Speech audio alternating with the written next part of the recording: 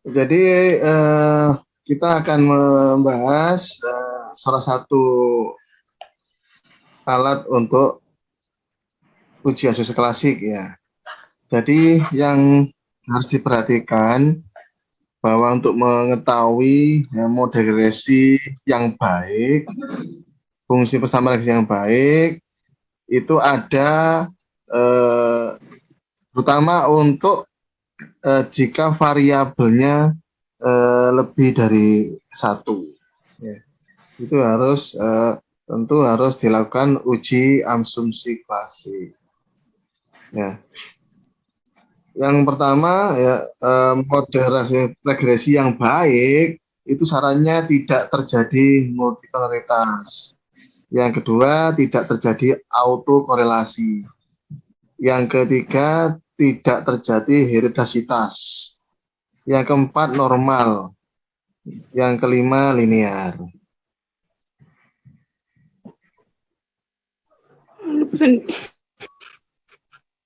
Ya.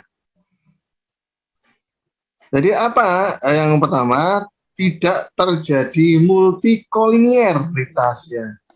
Jadi yang pertama nih yang uji multikolinieritas itu bertujuan untuk menguji apakah dalam mode regresi ditemukan adanya korelasi ya. Korelasi itu hubungan antar variabel independen. Ya. Jadi di sini kalau misalnya ternyata variabel X-nya independen cuma satu ya tidak perlu dilakukan uji multikolinieritas.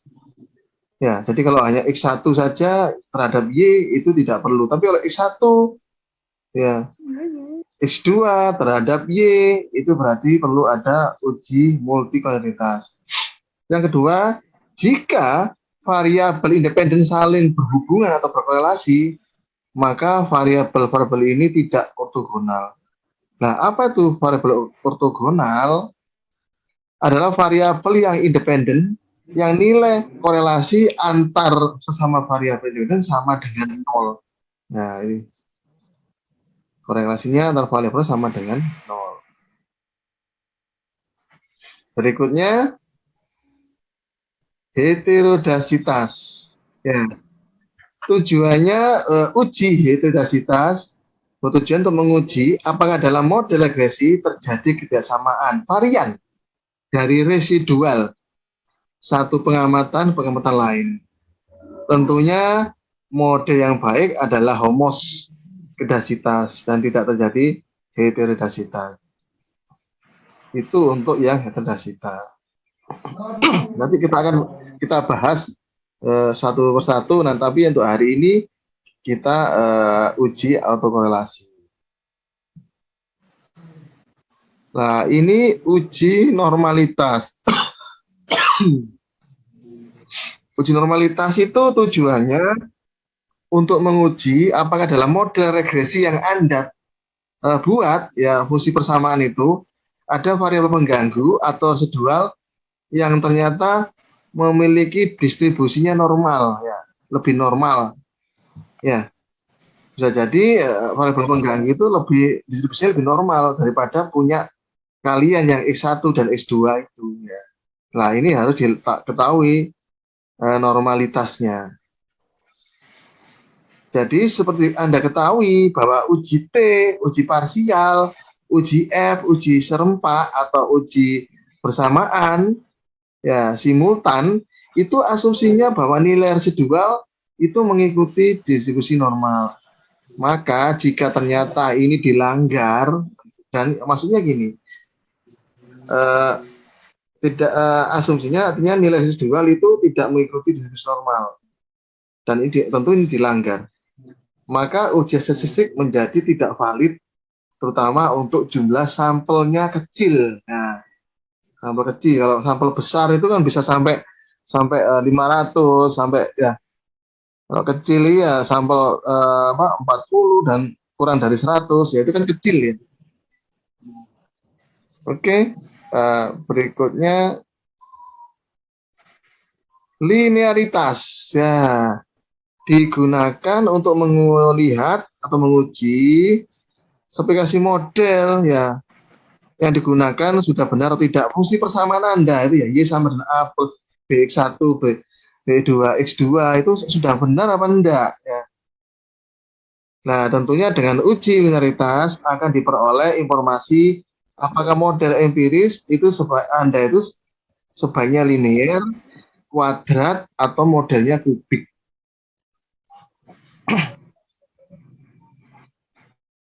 Ya, tolong yang sambil absen di chat Zoom ya, chat Zoom. Jadi walaupun absen di chat Zoom, nanti besok absen lagi ya di kertas presensi ya. Besok mulai jam 8.20 bisa absen di presensi. Nanti kota kelas biar ngambil ya. Ketua kelasnya siapa ya? Ketua kelasnya siapa di sini? Ketua kelasnya? Iya. Siapa? Mana Matilda, Pak? Ya, Matilda aja ngambil nanti besok ya.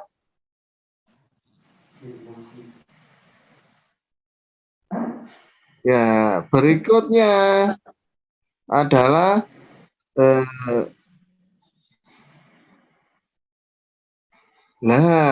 berikutnya adalah uji autokorelasi. Uji autokorelasi. Mari kita lihat sifat masalah autokorelasi. Ya, tentunya autokorelasi itu apa sih? Autokorelasi adalah ada korelasi atau hubungan antar deret data atau antar data sebelum dan sudah data yang disusun berdasarkan deret waktu ya. Di deret waktu itu ya dari tahun ke tahun ya 2000 misalnya tahun 2015, 2016, 2017, 2018, 2019, 2020, 21, 22. Nah itu deret waktu. Nah ini harus diuji autokorelasi. Ya. Jadi di sini ya ada ketergantungan. Jika ada ketergantungan, maka tentu ada autokorelasi.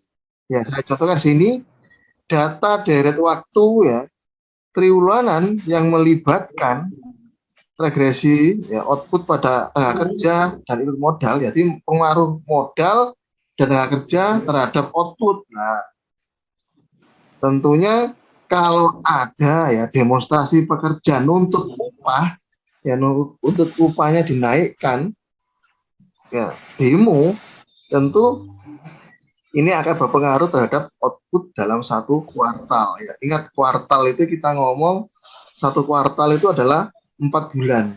Januari, Februari, Maret dan April. Itu kuartal 1. Kuartal 2 Mei, Juni, Juli, Agustus. Ya. Kuartal 3 September, Oktober, November, Desember. Lah, itu tentu datanya kalau ada demonstrasi tentu kalau itu kuartalan ya nggak kelihatan padahal demonstrasinya terjadi bulan Januari. Tapi nanti ada rata-rata satu kuartal tentu kan 4 bulan ya nilai outputnya dibagi 4. Nah itu rata-rata. Padahal ada menariknya data itu ada satu per bulan saja. Karena Januari itu wah naik ya. Untuk biaya tenaga kerjanya atau upahnya naik. Tentunya kalau kita ngomong input tenaga kerja itu berarti kita ngomong bahan atau biaya tenaga kerja lah itu akan naik beda dengan bulan berikutnya. Nah kalau misalnya gampangannya kalau bulan Januari 10 apa 10 gaji itu 10 miliar. Jadi bulan Februari cuma 2 miliar ya. Bulan 2 miliar Maret, bulan April 2 miliar. Nah, tentunya kalau ditotalkan 10 tambah 2 tambah 2 tambah 2 kan 16. 16 dibagi 4, 16 dibagi 4 tentu 4. Nah, ini nggak enaknya kalau kuartalan nggak kelihatan. Karena satu kuartal udah rata, udah 4 itu 4 miliar itu gaji atau biaya kerja pegawai. Sementara kalau bulan menarik, kalau bulan Januari ternyata 10 miliar.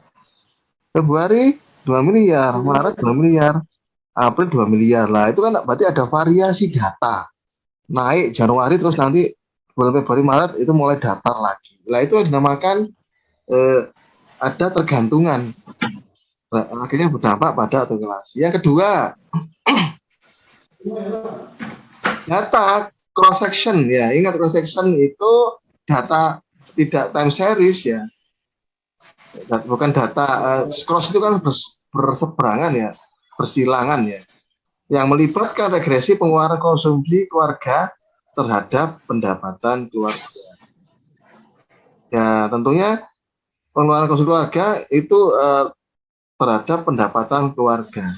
Dampak peningkatan pendapatan satu keluarga terhadap pengeluaran konsumsi tentunya tidak akan mempengaruhi pengeluaran konsumsi keluarga lain. Ya bisa jadi ya ada si A, B, C, D. Ya. Nah sementara si A itu anaknya 3, bisa jadi kalau dihitung 3 hari tentu 3 kilo beras untuk belanjanya. Sementara yang B cuma 1 kilo untuk 3 hari. Yang C 1 kilo, yang D 1 kilo. Lah, berarti apakah ini akan mempengaruhi satu keluarga ini tadi di rata-ratanya? Ya keseluruhan pengeluaran konsumsi keluarga itu 4 keluarga ini rata-ratanya ya karena dampak dari A yang tadi 3 kilo, yang B 1 kilo, yang C 1 kilo, yang D 1 kilo. Lah ini akan mempengaruhi enggak konsumsi beras 3 kilo dari keluarga A itu terhadap keseluruhan pengeluaran konsumsi untuk beras seluruh keluarga, 4 keluarga itu. Lah ini tentu akan perlu diuji autokorelasi. Ya berikutnya apa sih autokorelasi itu sering muncul ya. Mengapa sih autokorelasi itu sering muncul?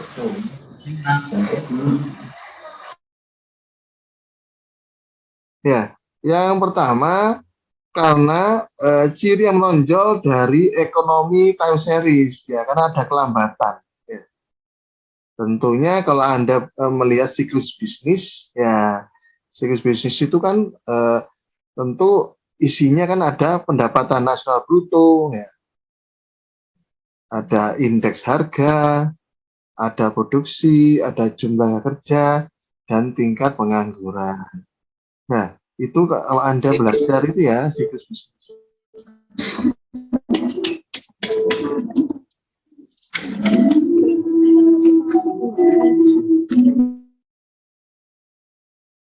Nah, yang kedua, bias spesifikasi ya. Karena Anda sebetulnya ada variabelnya kalau yang bias spesifikasi.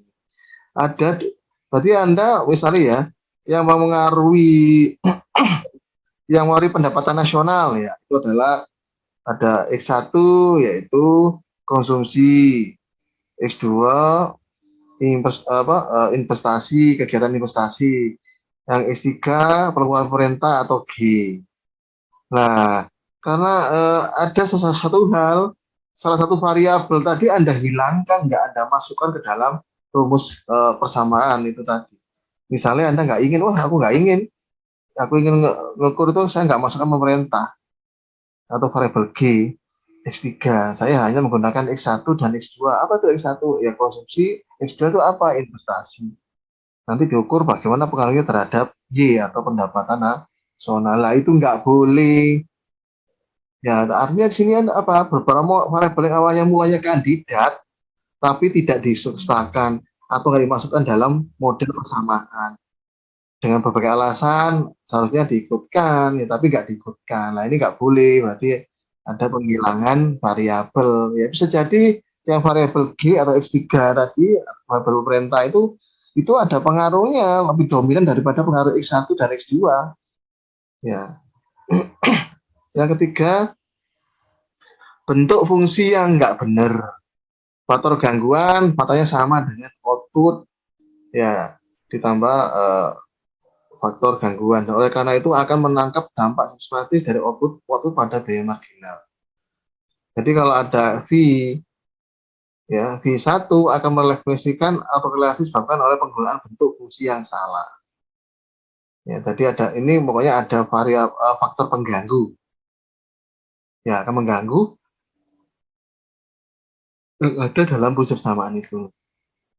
Terus fenomena job web, ya Anda bisa bayangkan ya, ketika Pak Petani itu menanam benih pada awal tahun ini, tentunya harga benih dari petani yang ditanam tahun ini, tentu harganya itu adalah dipengaruhi harga yang berlaku pada tahun sebelumnya, harga benih yang berlaku tahun sebelumnya. Sehingga fungsi penawaran mereka adalah penawaran ya sama dengan beta 1, beta 2, P, T min 1. Ya, T min 1 itu berarti harga tahun lalu. Jadi dikalikan harga tahun lalu. Ya, jadi ini adalah fungsi penawaran sama dengan B1 tambah B2 kali P T min 1. T min 1 ini menunjukkan tahun lalu ditambah faktor gangguan. Berikutnya masa lalu atau pada sebelumnya atau lag ya. Pada sebuah regresi deret waktu atau time series dari pengeluaran konsumsi terhadap pendapatan, bukan yang aneh menemukan bahwa pengeluaran konsumsi pada periode sekarang bergantung dari segala banyak hal pada konsumsi dalam periode sebelumnya ya. Jadi kalau bisa jadi konsumsi sekarang itu tetap dipengaruhi oleh konsumsi yang sebelumnya. Kalau itu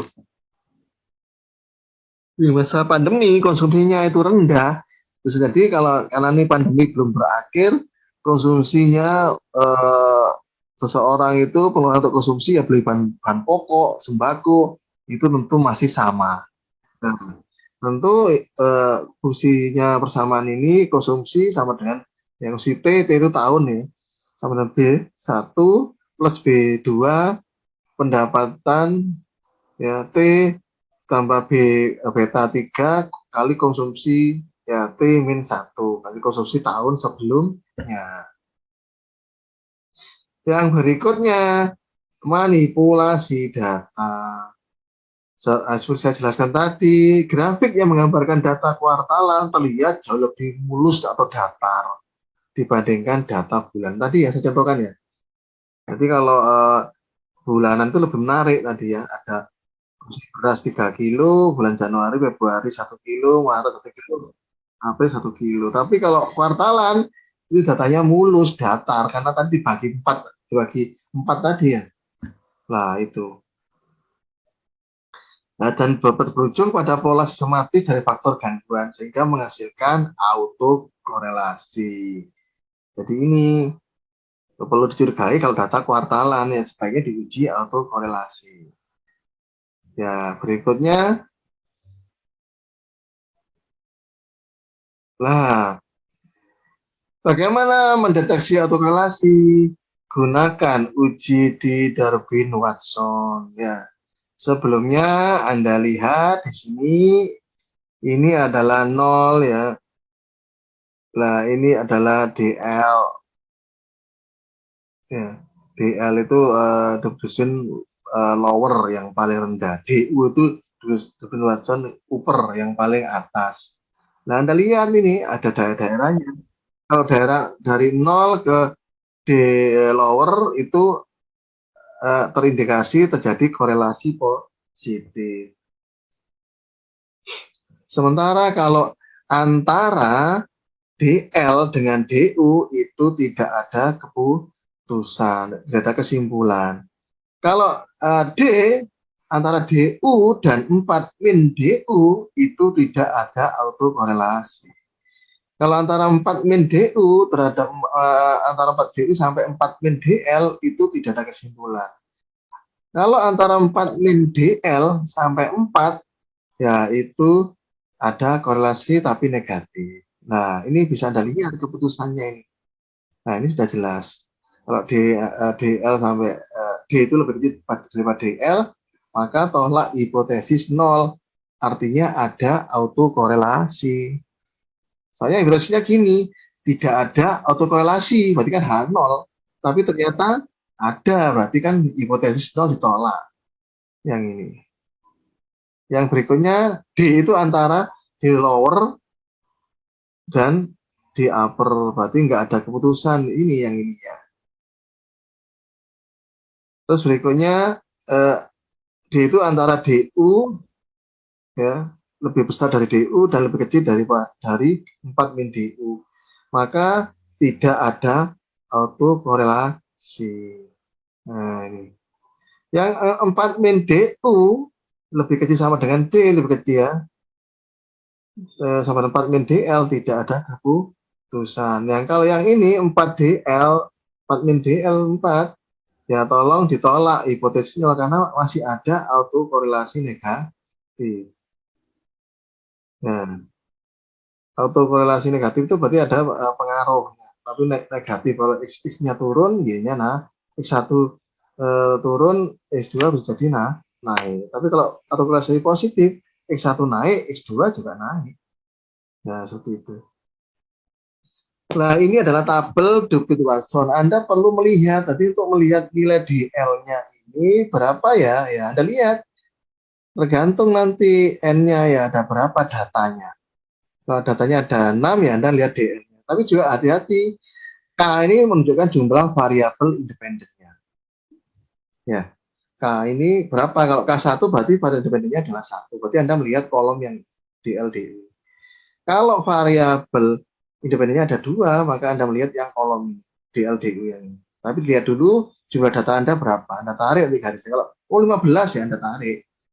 Ini, saya di sini DL-nya dan ini adalah DU. Kelihatan ya ini ya? Halo? Kelihatan, Pak. Iya, sorry, Pak. Kalau K3, K sama dengan 3 ini menunjukkan bahwa variabel independennya ada 3, X1, X2, dan X3. Kalau K4 itu variabel X1-nya atau independennya adalah X1, ada X2, X3, X4.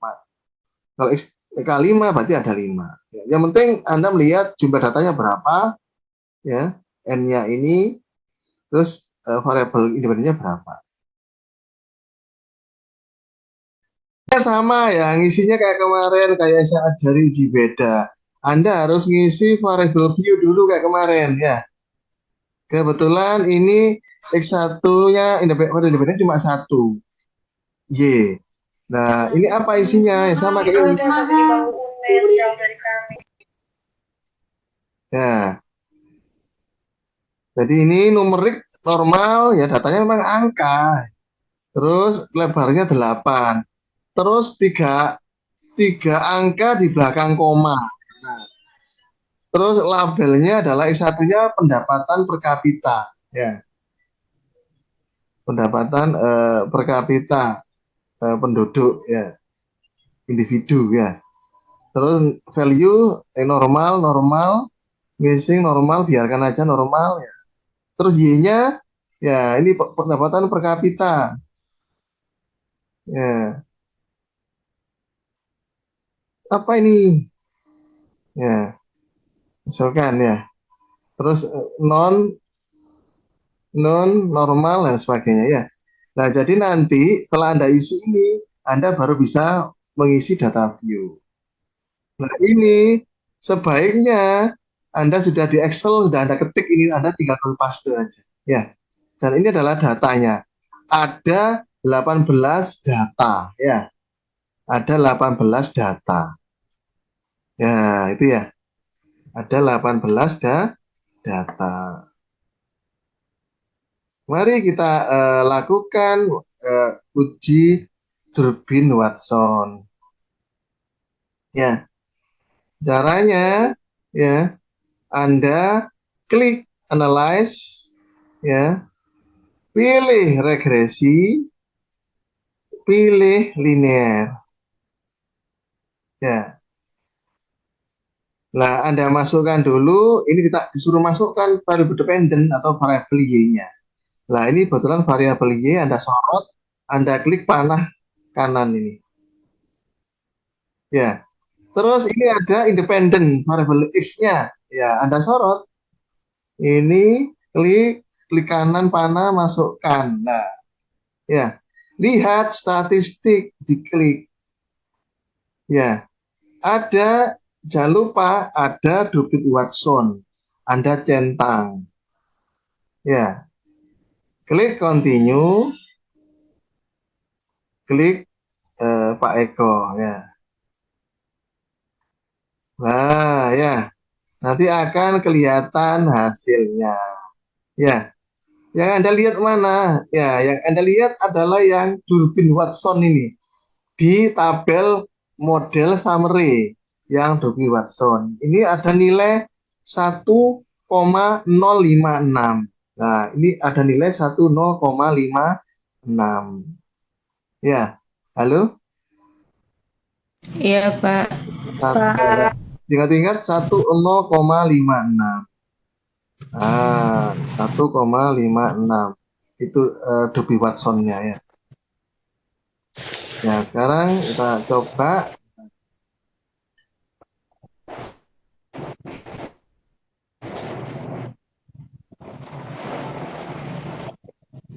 Ya, Dolby Watson ya. Ya, tadi datanya karena K-nya cuma satu, variabel independen cuma satu, maka Anda melihat sini, datanya ada 18 tadi ya. Berarti ini yang Anda gunakan, DL-nya dengan nilai 1,1567, sementara DU-nya itu adalah 1,3913. Ini yang Anda masukkan nanti ya. Nah, tolong dicatat ini ya. Nah, catatnya dulu. DL-nya kita.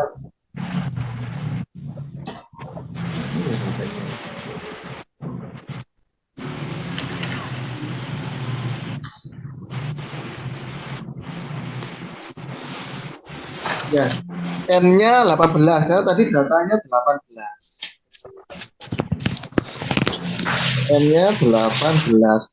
DL-nya, ya karena variabel X-nya cuma satu, berarti K1. Anda lihat DL-nya ya. DL-nya adalah 1,1576. Ya, 1,1576. DU-nya aduh habis. DU-nya ya, DU-nya adalah 1,3913. Nah, terus tadi berapa nilainya tadi untuk Dolby Watson-nya ya, Anda cek tadi ya. Jangan lupa ya. Dolby Watson-nya ya 1, ya DW-nya 1,056. Nah, ya 1,056. Nah, mari kita tulis di sini. Karena sudah ketahui, maka kita masukkan ya. Nah, ini ya. Kita tulis ya. Coba ya kita tulis pakai ini saja, pakai yang ini ya, biar jelas tulisannya. Ya.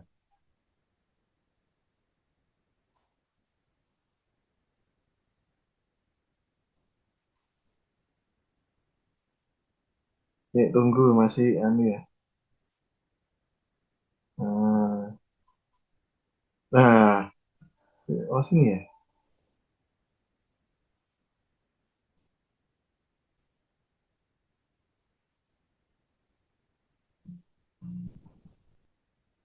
Jalan-jalan. Nah, ini ya. Kita tulis pen ya. Tadi David Watson-nya nilainya DW-nya ya. DW-nya adalah 1,056 ya. 1,0, aduh gak nulis bagus lah. 5 gak apa, yang penting tahu ya. 5,6 ya. Sementara DL-nya ya, DL-nya tadi 1,576 ya. DL ini 1,576 1, aduh, mana 1,156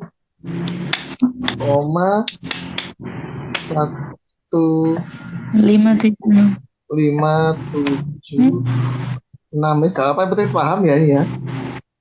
Sementara DU-nya ini 1,39 ya 39 aduh nggak jalan 13 ya 13. Berarti yang ini kan ya kita lihat tadi ya. Nah, sama ini. Sementara yang 4 min DU ya ini ya juga harus Anda 4 min DU berarti 4 dikurangi 1 min 3913 ya. Berarti nilainya kita hitung dulu 4 dikurangi 4 min DU ya dikurangi nilai DU tadi. 4 dikurangi min DU. Berarti 4 dikurangi 1,1,3913. Ya, berarti 26 nilainya. 2,6. 2,6 0 itu nggak bisa nulis 87 ya 87 Ya. sementara 4 min DL ya dikurangi 4 dikurangi DL ini nilainya 1,576 ya berarti 4 dikurangi 1,1576 nah berarti nilainya 28,4 ya 2,84 ya. Kok 2,8? 28. Ya karena 4 dikurangi ya 1,1576 ya. 4 dikurang 1,576. Ya. Jadi 424. Hasilnya 2,424. Hasilnya 4,24. Iya. Ya 4 dikurangi ulangi lagi ya. 4 dikurangi 1,15576 ya 28424 ya ya jadi daerahnya ini ya yang DU-nya yang 4 DU-nya ini ya. Nah sekarang kita lihat yang nilainya Dubin Watson tadi 0,56 di mana area dia ya Anda bisa melihat yang ini saja DL-nya 1,1 ya 1,1576 DU-nya 1,7 ya. Nah, berarti 1,06 itu berarti area di sini ya. 1,0556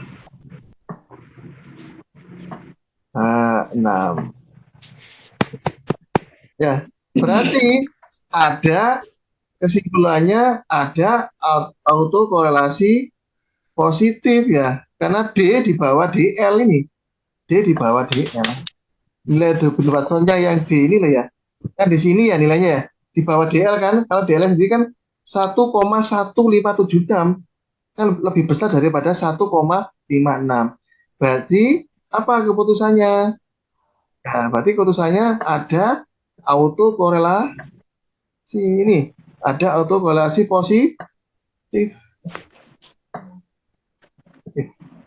Ya, itu ya.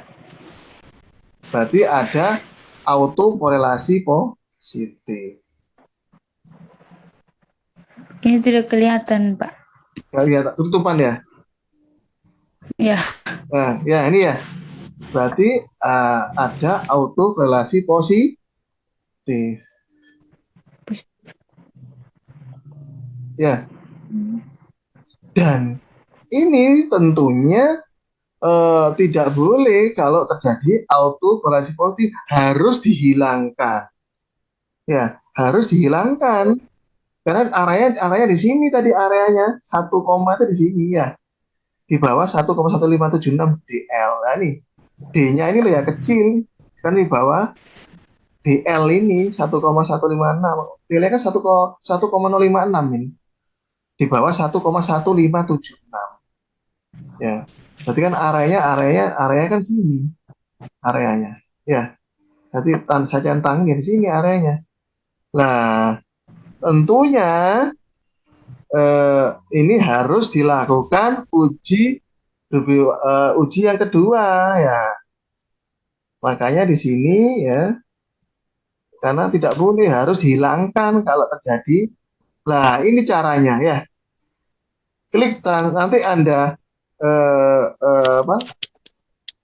Anda tugas Anda ya, klik transform, pilih compute variabel, tulis ln1.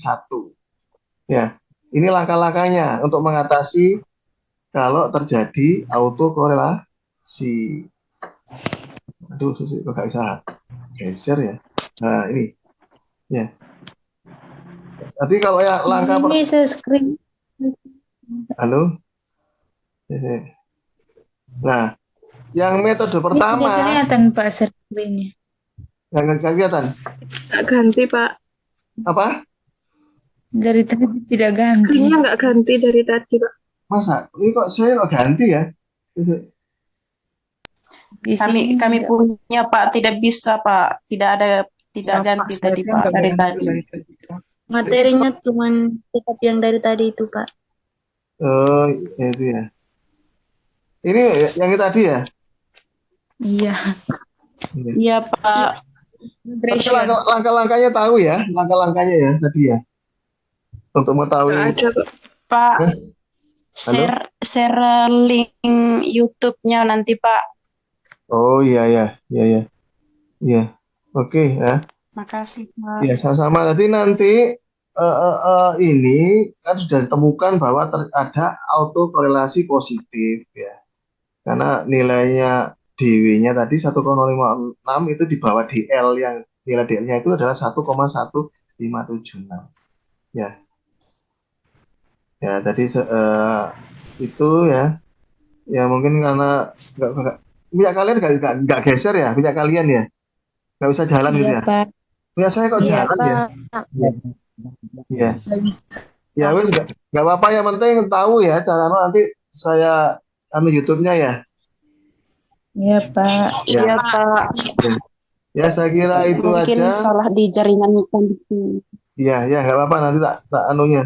YouTube-nya tak kasihkan ya, tak linknya. Ya, Iya Pak. Iya Pak. saya kira itu, dan ini penting sekali bagi mahasiswa nantinya yang melakukan alat analisisnya kuantitatif menggunakan regresi berganda ya. Ingat regresi berganda. Ya. Dan kalau regresi yang simple yang hanya x-nya 1 itu harus dilakukan uji atau relasi, ingin tahu datanya itu terjadi atau relasi tidak. Tapi untuk uji multikolaritas itu nggak wajib kalau x1-nya cuma 1 ya. Maksudnya variabel independen cuma 1.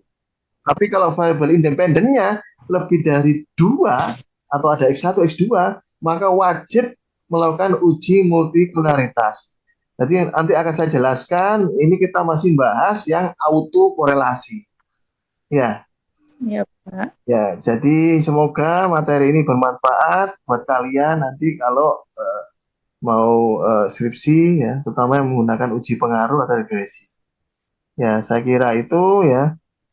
Jangan lupa besok tua kelas ngambil presensi ya, anak-anak silakan absen di presensinya. Watilda ada sini ya, Watilda. Halo? Sudah keluar Pak. Nggak keluar. Ya, tadi kok Jaringan mungkin Pak. Oh iya ya, ya. Ya wis itu aja ya. Jadi Ya, Pak. pakai Iya Pak. Terima kasih Pak. Ya, sama-sama ya. Pak. Ya, selamat malam. Malam, Pak. Malam Pak. Selamat malam Pak. Ya, sama-sama. Thank you Pak. Welcome. Malam Ayah.